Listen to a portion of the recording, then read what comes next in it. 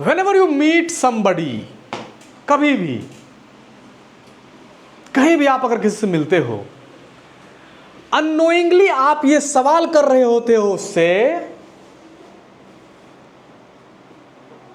Well how do you like me so far? नहीं समझे? मनीषा से मैं मिला या मैं तुमको अभी पढ़ा रहा हूं, मैं अननोइंगली ये सवाल तुमसे पूछ रहा हूं कि तुमको कैसा लग रहा हूं। मैं जो पढ़ा रहा हूं कैसा लग रहा हूं। तुम भी जब किसी से मिलने जाते हो तो मन ही मन ये अनकॉन्शियसली ये सवाल तुम्हारे अंदर होता है कि तुम उससे पूछते रहते हो कि तुमको कैसा लग रहा हूं मैं, तुमको कैसी लग रही हूं मैं तुमको। अरे ये सवाल पूछा नहीं जाता है, ये सबके मन में होता है। गलत बोल रहा है? सही। श्रुति, whenever you meet someone, anyone, तुम किसी से भी मिलते हो तो ये सवाल अंदर में चल रहा होता है कि मैं तुमको कैसी लग रही हूं।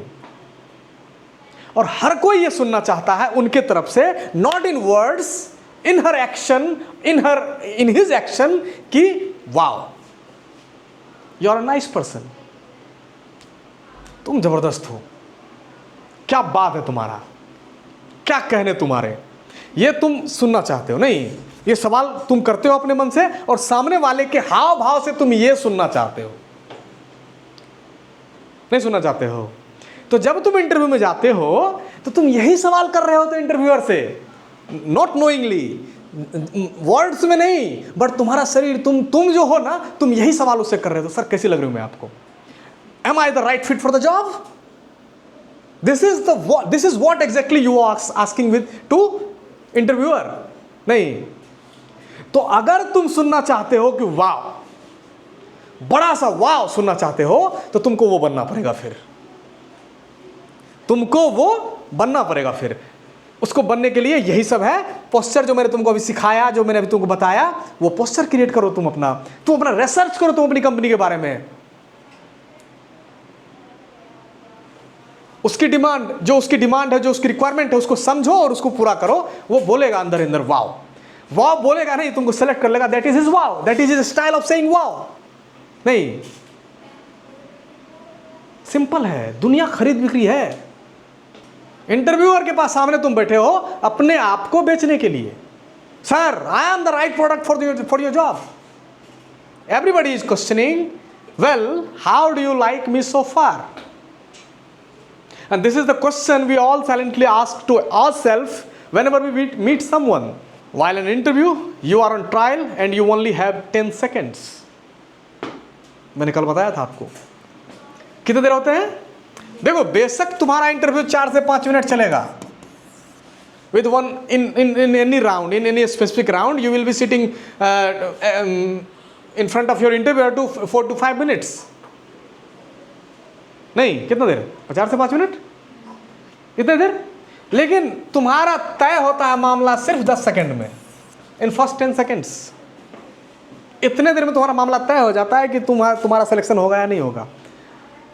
बाकी के समय में वो डिसीजन बना रहा होता है कि इसको किस पे छाटे या किस बात पे इसको अप्लॉज करके इसको खींच ले अपने तरफ। Everybody you meet make a subconscious judgment on whether they want you in their life or not. They base their verdict greatly on the same signal your body language answer to their unspoken question, and that question is, well, how do you like me so far? The first few moments of your reaction set the stage upon which the entire relationship will be played out. बहुत important बात बताने जा रहा हूँ। First impression is the last impression बोलते हैं ना, ये हो जाता है, ये होता है। बाद में जो तुम दिखाओगे अपने बारे में, लेयर वही लगा रहेगा पहला वाला। तुम कितना भी कुछ कर लो, लेयर वही वाला लगा रहेगा पहला वाला। कि जब आप जाओगे ना इंटरव्यू देने के लिए और फर्स्ट इंप्रेशन अगर तुम्हारा बेकार हुआ, ये डर तुम्हारा सब दिन तुमको तंग करेगा। Once you are ready, then that is different thing. If you are not ready और जाओगे तो ये जो फर्स्ट इंप्रेशन तुम्हारा पड़ेगा ना इस इंटरव्यू का, वो तुमको सब दिन परेशान करेगा। कहीं ना कहीं बैक ऑफ द माइंड ये डर रहेगा। इसीलिए unless until you are not ready for the interview, don't go. दो तरह का सिचुएशन होता है। तुम रेडी हो चुके हो, तब अगर गिरते हो तो तुम अपने आप को संभाल सकते हो। And if you are not ready, तब जब तुम गिरोगे तो फिर कैसे संभलोगे तुम रेडी ही नहीं थे, कैसे संभलोगे तुम।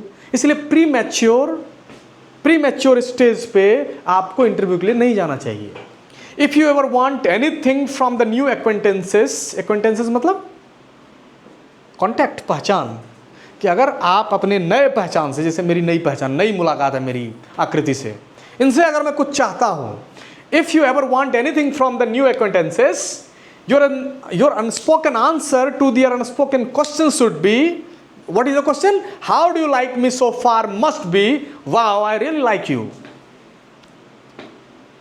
ये जैसे ही लेयर पर गया wow I really like you, उसके बाद तुम जमीन बेच दो, जमीन दे देगा फ्री में तुमको, वो घर बेच के दे देगा तुमको फ्री में। भाई इंटरव्यू निकालना तो छोटी बात है। कुछ तो रहा होगा। संतनु नायडू नाम सुना है तुमने? सर रतन टाटा का नाम सुना है आपने? उसके साथ एक लड़का रहता था, है शांतनु नाम है उनका। कुछ तो इंप्रेशन उसने छोड़ा होगा, वो आदमी उसका मतलब क्या बन गया उसका, ऐसा कुछ तो वो छोड़ा होगा। पता है कैसे जुड़े थे वो दोनों आपस में? कौन सा organisation? Sir Ratan Tata was great fond of dogs and उसने एक प्रोजेक्ट लाया था उनके सामने जिसमें डॉग के वेलफेयर के लिए कुछ था, इसलिए दोनों जुड़ गए थे। मतलब समझो इस बात को, रिक्वायरमेंट, डिमांड, सप्लाई मिल गया। यह आदमी जिस चीज को लाइक करता था, यह आदमी वैसा ही चीज लाके उसके सामने दे दिया। देखो जिंदगी भर का साथ हो गया उसका, आज टाटा का उत्तराधिकारी बन गया वो। नहीं तो जब इतनी छोटी सी बात, अरे उस उम्र का तो बहुत सारा लड़का है इस धरती पे, इस इंडिया में ज्यादा टैलेंटेड लोग हैं। रिक्वायरमेंट पूरी करने का मतलब ये नहीं होता है कि तुम ज्यादा दे दो।